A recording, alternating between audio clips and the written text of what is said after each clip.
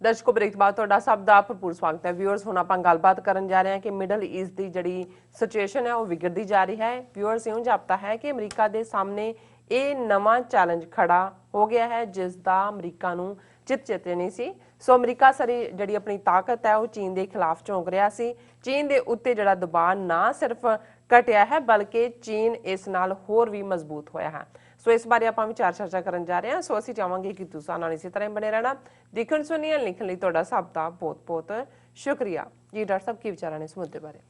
देखो कल असी एक सैगमेंट जिहड़ा ईद मुबारक दे नाल नाल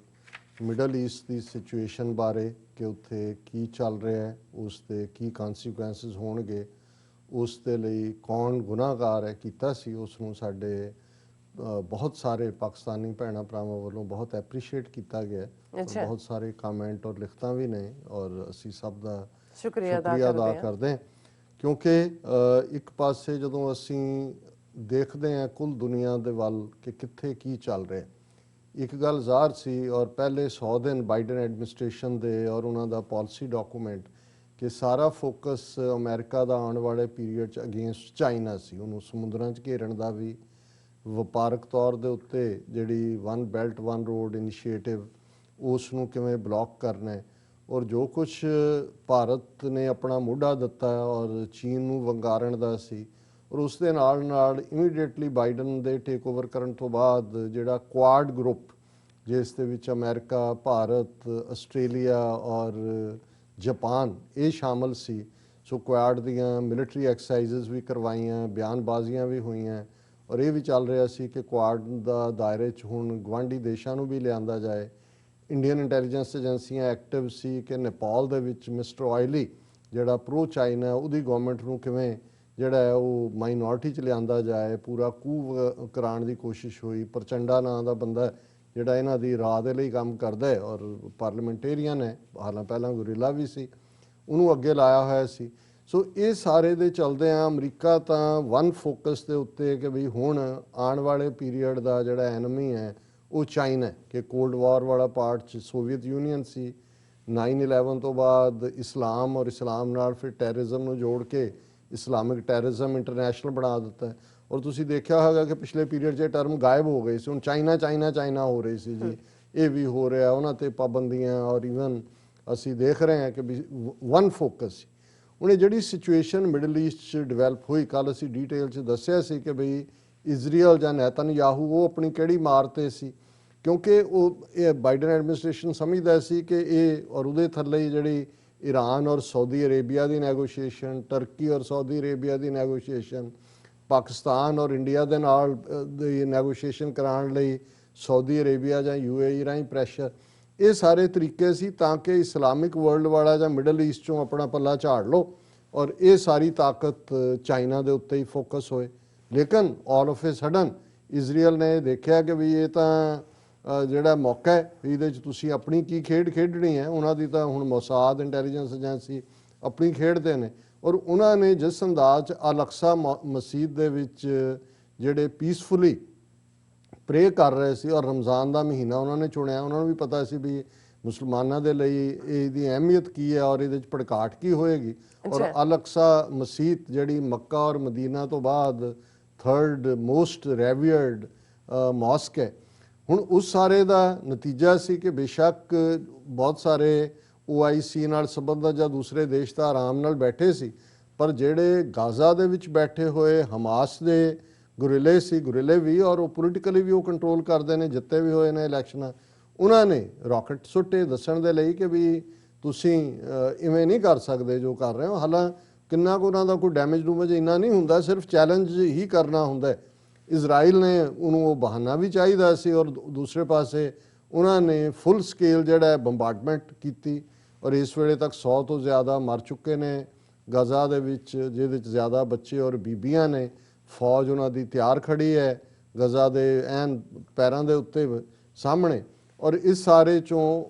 विद इन इजराइल भी जिहड़े क्योंकि 20% आबादी इजराइल दे विच अरब मुसलमानां दी है, उन्हां दी भी हैंड टू हैंड फाइट्स बनी हुई है और वैस्ट बैंक दे विच भी इजराइलियां ने बेशक जिस किस्म का माहौल सिरजिया उत्थे भी फाइट चल रही है ਔਰ ਇਹ ਇੱਕ ਸਿਵਲ ਵਾਰ ਉਹਨਾਂ ਦੇ ਵਿੱਚ ਹੈ। ਲੇਕਿਨ ਅਜੇ ਤੱਕ ਉਹ ਸਾਰੇ ਦੇਖ ਰਹੇ ਨੇ, ਈਰਾਨ ਵੀ ਦੇਖ ਰਿਹਾ, ਔਰ ਜਿਹੜਾ ਈਰਾਨ ਬੈਕਡ ਹਿਜ਼ਬੁੱਲਾ ਗੁਰਿਲੇ ਲੈਬਨਾਨ 'ਚ ਨੇ ਉਹ ਦੇਖ, ਜੇ ਉਹ ਵੀ ਜੰਪ ਕਰਦੇ ਨੇ, ਔਰ ਅਮਰੀਕਾ ਉਹਨਾਂ ਨੂੰ ਇਜ਼ਰਾਈਲ ਨੇ ਗਰੰਟੀ ਕੀਤਾ ਹੋਏਗਾ ਜੀ ਸਾਨੂੰ 2-3 ਦਿਨ ਦਾ ਟਾਈਮ ਦਿਓ, ਅਸੀਂ ਇਹਨੂੰ ਕਲੀਨ ਕਰ ਦਿਆਂਗੇ, ਫੁੱਲ ਸਕੇਲ ਵਾਰ ਨਹੀਂ ਹੋਏਗੀ। ਲੇਕਿਨ ਬਹੁਤ ਵਾਰ ਜਦੋਂ ਕਿਸੇ ਗੱਲ ਨੂੰ ਸ਼ੁਰੂ ਕਰਨਾ ਸੌਖਾ ਹੁੰਦਾ ਹੈ, ਫਿਰ ਉਹਨੇ ਕੀ ਡਾਇਰੈਕਸ਼ਨ ਲੈਣੀ ਹੈ, ਕਿੱਧਰ ਨੂੰ ਚਲੇ ਜਾਣਾ ਹੈ। ਔਰ ਇਹੀ ਕਾਰਨ ਹੈ ਕਿ ਅਮਰੀਕਾ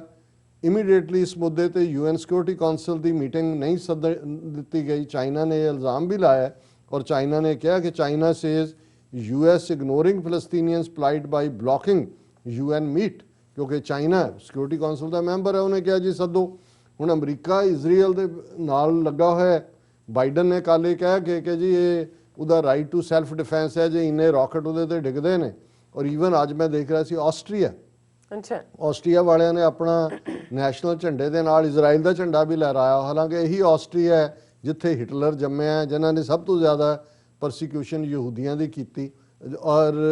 ਜਿੱਥੇ ਹੁਣ ਜਿਹੜੀ ਹਕੂਮਤ ਹੈ, ਜਦੋਂ ਪਹਿਲੀ ਵਾਰੀ ਬਣੀ ਸੀ, ਕਿਉਂਕਿ ਨਾਜ਼ੀ ਸਪੋਰਟਰ ਹਕੂਮਤ ਹੈ, ਤੇ ਇਜ਼ਰਾਈਲ ਨੇ ਆਪਣਾ ਐਂਬੈਸਡਰ ਵਾਪਸ ਸੱਦ ਲਿਆ ਸੀ ਆਸਟਰੀਆ ਤੋਂ ਕਿ ਜੀ ਅਸੀਂ ਨਹੀਂ ਹੁਣ, ਕਿਉਂਕਿ ਉਹਨਾਂ ਸਭ ਨੂੰ ਸੂਟ ਕਰਦਾ ਹੈ ਕਿ ਮੁਸਲਮਾਨਾਂ ਦੇ ਖਿਲਾਫ ਜਿਹੜੇ ਫਾਸ਼ਿਸਟ ਔਰ ਦੂਸਰੀਆਂ ਤਾਕਤਾਂ ਨੇ ਨਾਜ਼ੀ ਲਾਈਕ, ਇਹਨਾਂ ਦਾ ਨਵਾਂ ਏਜੰਡਾ ਵੀ ਇਹੀ ਹੈ। ਸੋ ਇਸ ਸਾਰੇ ਦੇ ਚਲਦੇ ਆ ਅਮਰੀਕਾ, ਔਰ ਜਿਵੇਂ ਬਾਈਡਨ ਐਡਮਿਨਿਸਟ੍ਰੇਸ਼ਨ ਈਵਨ ਉਹਨਾਂ ਦੇ ਵਿਦਨ ਆਪਣੇ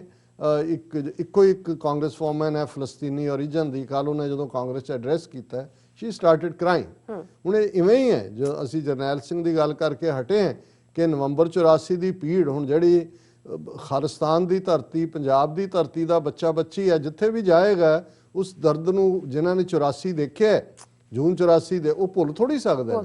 ਔਰ ਉਹਨੇ ਇਹ ਕਿਹਾ ਕਿ ਭਾਈ ਇਹ ਬਾਈਡਨ ਐਡਮਿਨਿਸਟ੍ਰੇਸ਼ਨ ਵੀ ਉਸੇ ਲਾਈਨ ਤੇ ਚੱਲ ਪਿਆ, ਇਜ਼ਰਾਈਲ ਨੂੰ ਰੋਕਿਆ ਨਹੀਂ ਜਾ ਰਿਹਾ ਬਿਲਕੁਲ। ਔਰ ਇਹੀ ਹਾਲ UK ਦੀ ਹਕੂਮਤ ਦਾ ਵੀ। ਔਰ ਕੱਲ੍ਹ ਅਸੀਂ ਜ਼ਿਕਰ ਕੀਤਾ ਸੀ ਕਿ ਕਿਵੇਂ ਤਨਮਨਜੀਤ ਸਿੰਘ ਢੇਸੀ ਜਿਹੜੇ ਸਿੱਖ ਮੈਂਬਰ ਪਾਰਲੀਮੈਂਟ ਨੇ, ਉਹਨਾਂ ਨੇ ਕਿਵੇਂ ਕਿਹਾ ਵੀ ਸੈਂਕਸ਼ਨਸ ਲਾਓ ਇਜ਼ਰਾਈਲ ਦੇ ਉੱਤੇ, ਔਰ ਇਹਨਾਂ ਨੂੰ ਜਿਹੜਾ ਇੱਕ ਇੰਟਰਨੈਸ਼ਨਲ ਕਮਿਊਨਿਟੀ ਐਕਟ ਕਰੇ। ਹੁਣ ਇਸ ਸਭ ਦੇ ਚਲਦੇ ਆ ਜਿਹੜੇ ਪਾਲਿਸੀ ਨੂੰ ਡਿਸਕਸ ਕਰ ਰਹੇ ਹੁੰਦੇ ਨੇ ਕਿ ਇਹ ਲੈਟ ਵੀ ਹੋਪ ਕਿ ਅਗਲੇ 2-3 ਦਿਨ 'ਚ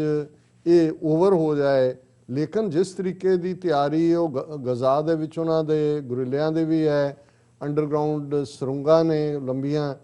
ਔਰ ਉਹ ਤਿਆਰ ਨੇ, ਔਰ ਮਰਨ ਮਾਰਨ ਨੂੰ ਤਾਂ ਹਮੇਸ਼ਾ ਹੀ ਜਿਹੜਾ ਹਮਾਸ ਕੋਈ ਸੈਕੂਲਰ ਜਮਾਤ ਤਾਂ ਨਹੀਂ ਹੈ, ਉਹ ਤਾਂ ਮਜ਼ਹਬ ਦੇ ਨਾਂ ਦੇ ਉੱਤੇ ਉਹਨਾਂ ਦੇ ਲਈ ਤਾਂ ਸ਼ਹਾਦਤ ਹੈ।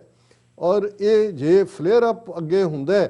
ਫਿਰ ਸਾਊਦੀ ਅਰੇਬੀਆ ਜਾਂ ਦੂਜੇ ਅੰਦਰ ਖਾਤੇ ਜਿੰਨੇ ਮਰਜ਼ੀ ਰਲੇ ਹੋਣ OIC ਦੇ ਦੇਸ਼ ਇਜ਼ਰਾਈਲ ਦੇ ਨਾਲ, ਜਦੋਂ ਫਿਰ ਪਬਲਿਕ ਓਪੀਨੀਅਨ ਇਸ ਕਿਸਮ ਦਾ ਹੁੰਦਾ, ਜਿਵੇਂ ਦੁਨੀਆ ਭਰ 'ਚ ਪ੍ਰੋਟੈਸਟ ਹੋਏ ਨੇ ਫਲਸਤੀਨੀਆਂ ਦੇ ਹੱਕ 'ਚ, ਇਹਨਾਂ ਲਈ ਹੋਲਡ ਕਰਨਾ ਔਖਾ ਹੋਏਗਾ। ਪਰ ਇਸ ਸਾਰੇ ਦਾ ਜੇ ਇਮੀਡੀਏਟ ਇਸ ਫਲੇਅਰ ਅਪ 'ਚੋਂ ਕੋਈ ਬੈਨੀਫਿਸ਼ਰੀ ਦੇਖਣਾ ਹੋਏ ਤੇ ਉਹ ਚਾਈਨਾ ਹੈ। ਕਿਉਂਕਿ ਆਲਰੇਡੀ ਜਿਹੜੀ ਅਮਰੀਕਾ ਦੀ ਚਾਈਨਾ ਸੈਂਟਰਿਕ